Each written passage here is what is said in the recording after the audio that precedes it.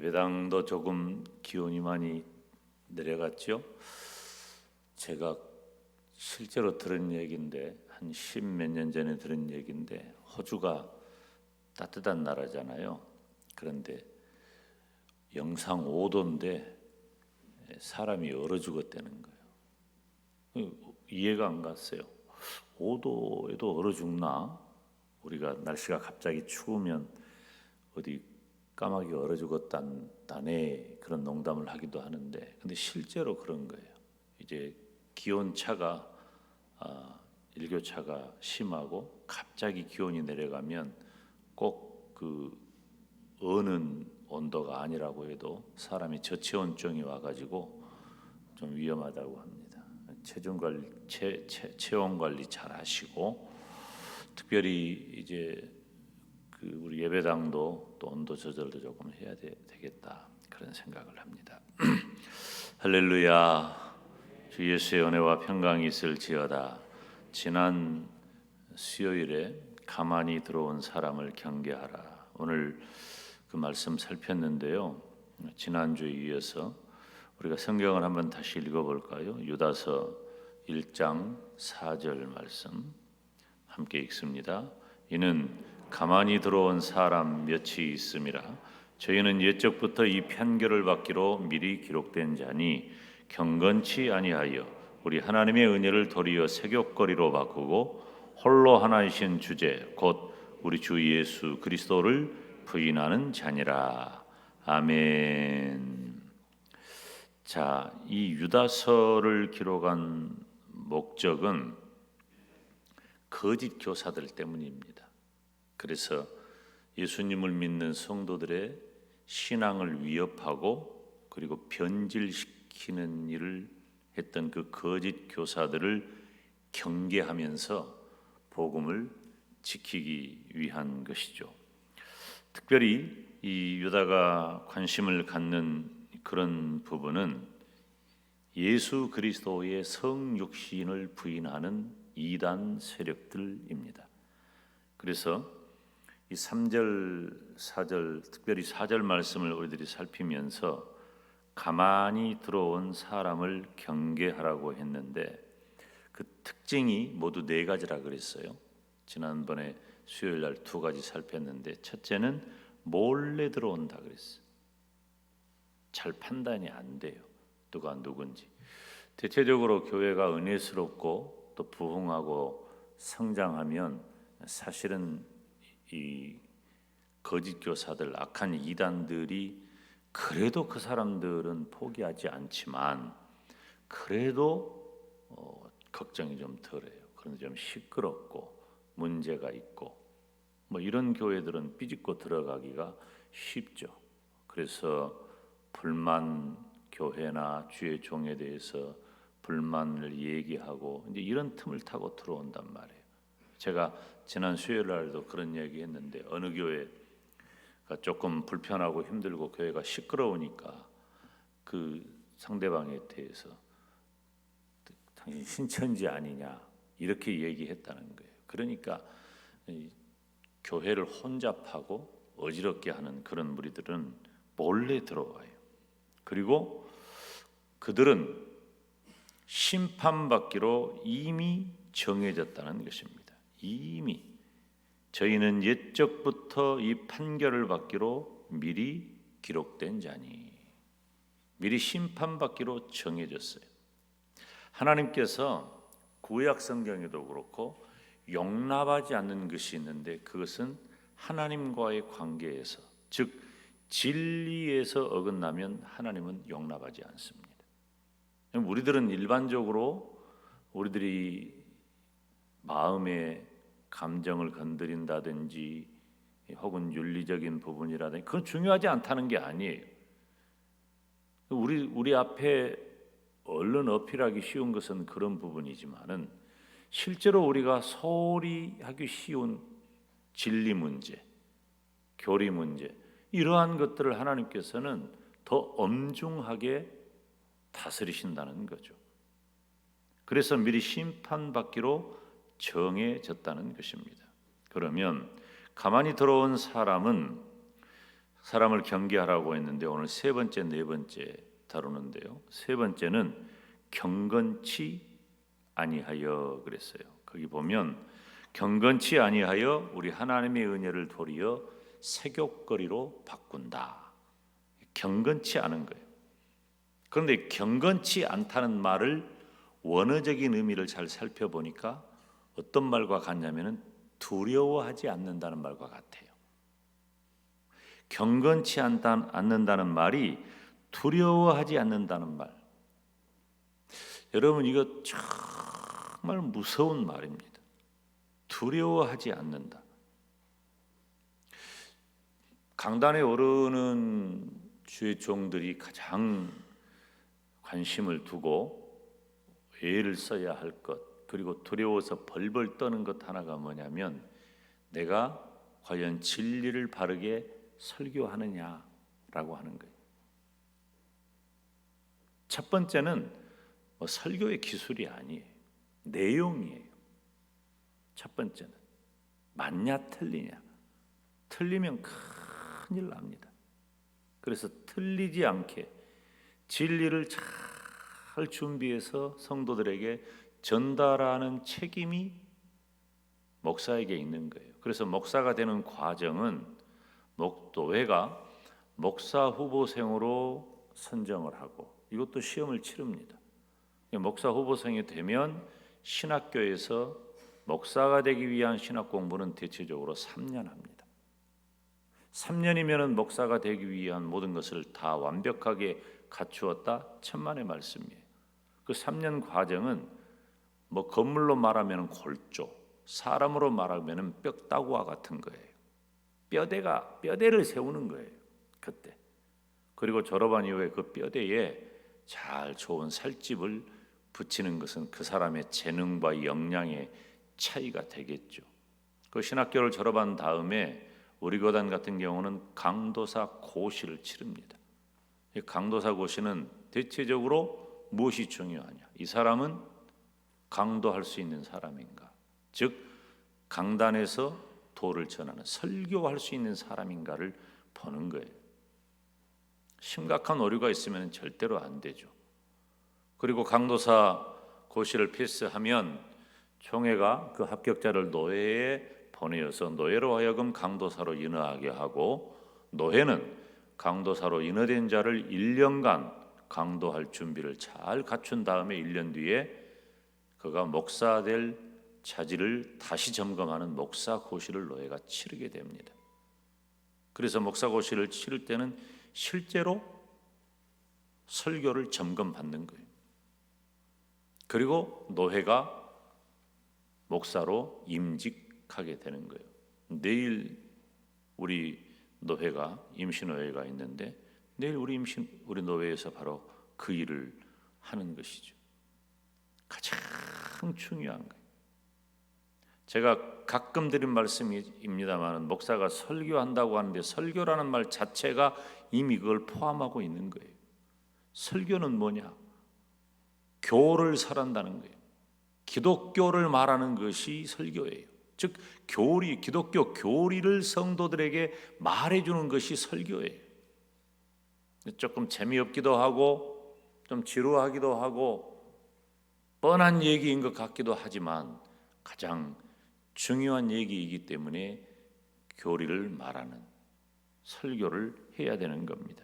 가장 중요해요. 그런데 이 거짓 교사들은 경건치 않아. 즉 진리 문제에 대해서 두려워하지 않아요. 거짓 교사들의 특징은 하나님께 경건하게 예배드리지 않는 겁니다. 그래서 당시 거짓 교사들은 하나님의 계명의 절대적 권위를 부인하고 비도덕적인 행동을 한 거예요. 그래서 이들이 도덕 폐기론자가 되는 겁니다. 우리는 구원받았으니까 아무렇게나 살아도 된다. 그런 주장이 나오는 거죠. 그래서 여기 오늘 보면은 경건치 않은 자들이 갖게 되는 두 가지의 악한 결과를 기록하고 있어요. 경건치 않은 사람. 첫째, 하나님의 은혜를 색욕거리로 바꾼다. 오늘 본문 말씀에 보면 우리 하나님의 은혜를 도리어 색욕거리로 바꾸고 그랬죠. 이것은 경건치 않음의 결과로서 당연한 현상이에요. 하나님의 은혜가 무엇입니까? 하나님께서 베푸신 은혜라는 말이에요. 그리고 하나님으로부터 나온 은혜라고 하는 말이에요. 즉 예수 그리스도를 통해서 내 죄를 용서하시고 나의 모든 죄와 사망의 정죄로부터 나를 구원해 주신 것을 의미해요. 이것이 하나님의 은혜예요. 따라서 합시다. 은혜와 구원. 하나님의 은혜가 구원을 우리들에게 선물한 거예요. 뭐 우리들이 내가 믿음으로 구원받는다, 틀린 말은 아니지만 잘 새겨야 돼요. 내가 믿는 게 아니에요. 내가 믿음으로 내가 믿을 수 있어서 내가 믿기 때문에 받는 구원이 아니라 하나님의 은혜로 나에게 믿음을 주시고 그 하나님의 은혜로 내가 구원받는 것입니다. 그래서 내가 구원받는 일에 죄인된 내가 할 수 있는 것은 아무것도 없고 오로지 하나님의 은혜인 줄로 믿습니다. 오직 하나님의 은혜인 거예요. 그런데 그렇게 내가 하나님의 은혜로 구원을 받았음에도 불구하고 여기 말씀을 보니까 그 하나님의 은혜를 뭘로 바꿔버려요? 색욕거리로 바꿨다 그랬어요. 이 색욕거리라고 하는 말은 무절제, 방탕, 성경에서는 주로 성적 방종이라는 말로 사용이 됩니다. 그렇지만 오늘 본문에서는 이 성적 방종을 포함하는 윤리적인 무절제를 의미하는 포괄적 의미로 사용하는 거예요. 그러니까 우리들이 성적인 문제뿐만 아니라 우리들이 범할 수 있는 모든 윤리적인 범위를 다 포함하고 있는 거예요. 그건 뭐예요? 내 생각이라든가 내 언어라든가 그리고 내가 아는 삶의 여러 가지 형태가 다 우리는 예수님을 믿는 성도이기 때문에 하나님의 은혜로 구원받은 성도이기 때문에 구원받은 성도에 합당한 삶을 살아가야 하는데 하나님의 은혜를 받은 자로서 그것을 색욕거리로 바꿔버렸다.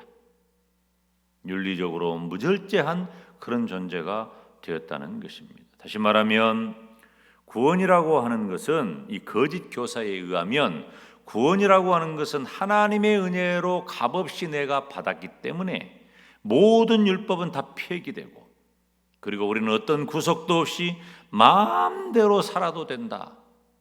그렇게 생각하면서 방종한 생활에 빠진 겁니다. 왜?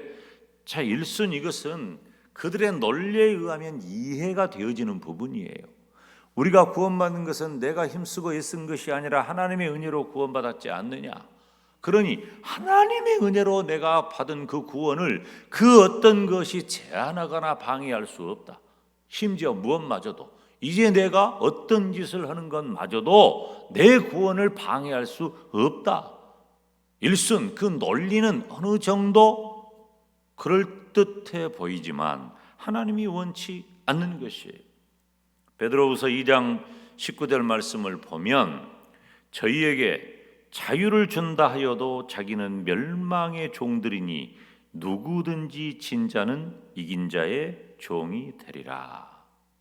저희에게 자유를 준다고 해도 자기는 멸망의 종이 된다는 거예요. 헬라 철학에 보면 이 에피쿠르스 학파가 있어요. 그 사람들은 쉽게 말하면 쾌락주의자들이에요. 뭐 쾌락주의, 금욕주의 혹은 그 스스로 막 자초해가지고 고통을 당한 그 영향을 받은 이들이 바로 영지주의인데 이 영지주의적 이단 사상을 가진 사람들의 특징이 뭐냐? 바로 마음대로 산다는 거예요. 방종한 삶이에요. 그러니까 이 사람들은 뭔가 좀 아는 것 같아 보여. 그런데 아는 게 아니라 실제로는 하나님의 뜻과 전혀 이반된 삶을 사는 것입니다. 경건치 않은 자의 결과는 신앙적으로 윤리적으로 무절제하며 방종하고 타락하는 거예요. 그러니까 예수님을 믿는 성도들은 경건한 자들이에요. 경건치 않다는 것은 두려워하지 않는다는 말이잖아요. 경건한 사람은 어떤 사람이겠어요? 그러면 두려워하는 사람이에요.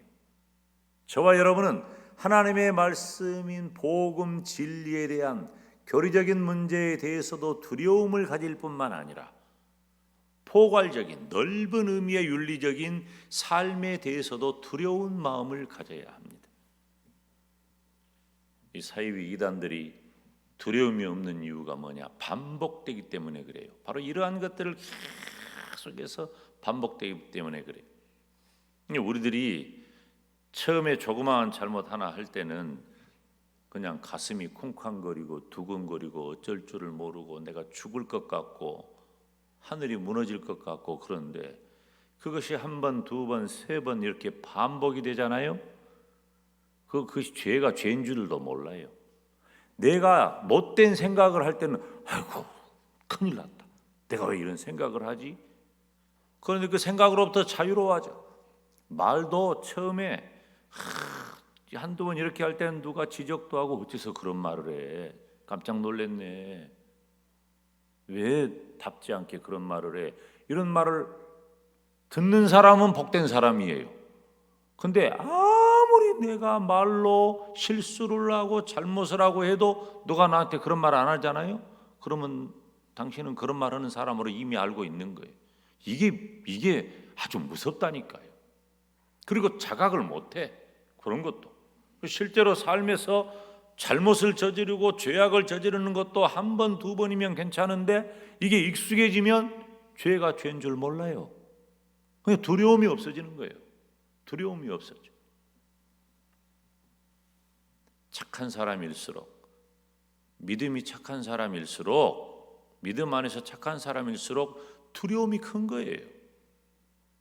두려워 벌벌벌 떨 줄 알아야 돼요. 우리가 그냥 겁쟁이가 되라는 말이 아니라 우리는 믿음의 사람으로서 하나님의 고결한 신부로서 우리가 두려워할 줄 알아야 된다. 그런데 두려움이 없어. 방종하고 타락해버려요. 그렇게 만들어요. 그리고 경건치 않은 자의 두 번째 특징은 예수 그리스도를 부인하는 거예요. 4절 말씀의 후반에 보면 홀로 하나이신 주제 곧 우리 주 예수 그리스도를 부인하는 자니라. 그런데 이게 지금 경건치 않은 자의 두 가지 가운데 두 번째가 예수 그리스도를 부인하는 것인데 지금 가만히 들어온 사람의 특징 네 가지가 첫째 몰래 들어온다. 두 번째 미리 심판받기로 정해졌다. 셋째 경건치 않는다. 넷째 예수 그리스도를 부인한다는 거예요. 그러니까 경건치 않은 자의 두 가지 악한 결과 가운데 하나가 바로 네 번째 예수 그리스도를 부인하는 것과 같은 그 맥락이에요. 그러니까 이렇게 우리가 러시아 요즘 러시아 얘기하면 별로 재미없는데 러시아 가면 인형 있잖아요. 이렇게 인형 하나 까면 그 다음에 또 하나 들어있는 인형 있죠. 그런 것처럼 이게 같이 열리는 거예요. 이 두 번째하고 네 번째가. 네 번째 예수 그리스도를 부인한다. 이 예수 그리스도를 부인한다는 건 이건 뭐 두말할 것도 없죠. 이건 거짓 교사들의 완벽한 특징이에요. 그래서 그들이 이단자라고 하는 결정적인 이유가 뭐냐? 예수 그리스도를 부인하는 겁니다. 여기 말씀을 보면은 홀로 하나이신 주제 곧 우리 주 예수 그리스도를 부인한다. 우리 주는 예수 그리스도를 가리키잖아요. 오늘 본문을 기록하고 있는 유다는 예수 그리스도의 신인 양성, 즉 예수님은 완전하신 하나님이 되시고 완전하신 사람이 되신다는 것, 그리고 예수 그리스도의 육체적인 부활을 안 믿어, 이 영지주의자들이. 그래서 유다는 바로 예수님이 완전하신 하나님이시고 사람이신데 그것을 부인하고 예수 그리스도의 육체적인 부활을 부인하는 그들을 유다는 실제로 공격하고 있는 거예요. 너희들 잘못되었다. 너희들 틀렸다. 그러니 성도들이여 그 극단적인 영지주의자, 즉 예수님께서 하나님 되시고 사람 되심을 부인하고 육체적인 부활을 부인하는 그 거짓 교사들을 너희들은 경계해라, 조심해라 하는 거예요. 자주 등장하는 영지주의자는 하나님까지는 부정하지는 않아요. 하나님까지는 부정하지 않지만 예수 그리스도에 대한 교리적 오류는 너무나도 선명합니다. 그런데 보세요.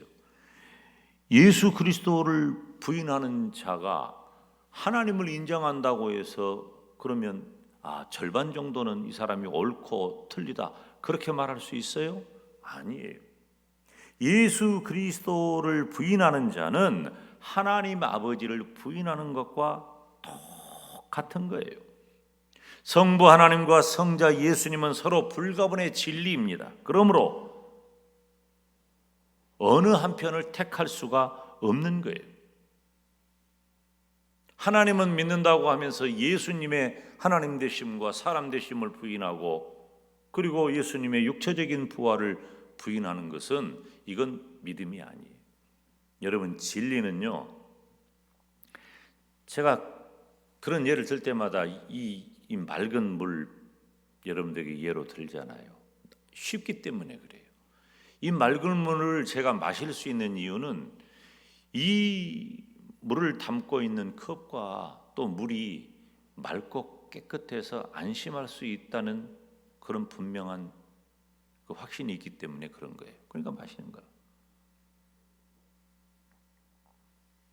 근데 여기다가 뭐 한 방울 안 좋은 것 넣어봐요. 뭐 한 방울 조금 들어갔다고 죽나?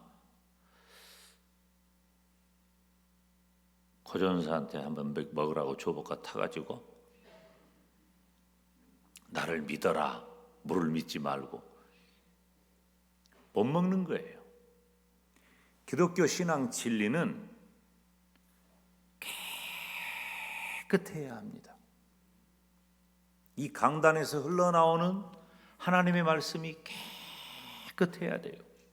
그리고 그 말씀을 받고 말씀을 듣고 지켜 행하는 성도들의 삶이 그 하나님의 말씀에 깨끗해야 되는 거예요. 그게 우리의 목표예요. 물론 우리는 어쩔 수 없이 연약한 면이 뭐 없을 수는 없겠죠. 그렇지만 항상 하나님 앞에 진리에 있어서는 깨끗해야 한다는 것입니다. 요한일서 2장 22절 말씀을 보면 거짓말하는 자가 누구뇨? 예수께서 그리스도이심을 부인하는 자가 아니뇨? 아버지와 아들을 부인하는 자가 적그리스도다 그랬어요. 아버지와 아들을 부인하는 자는 적그리스도다. 부인하는 자라고 하는 말은 부인하는 행위에 대한 말이에요. 실제로 무엇일까요? 먼저는 교리적으로 부인하는 것입니다. 영지주의자를 말하는 거예요. 지금 여러분 이거 2000년 전 얘기가 아닙니다. 2000년 전에 있었던 그 일이 지금까지도 이어지고 있다는 거예요. 두 번째는 가르침을 부인하는 것입니다. 성도들에게 주신 윤리적인 가르침을 부인함으로써 결국은 그리스도께 대하여 부인하는 것입니다. 거짓 교사는 먼저 예수 그리스도의 성육신과 부활을 진리대로 믿지 않는 영지주의적 사상을 가지고 있어요. 그렇기 때문에 그 결과로서 하나님께서 원하시는 윤리적인 삶까지도 부정하게 되는 거예요.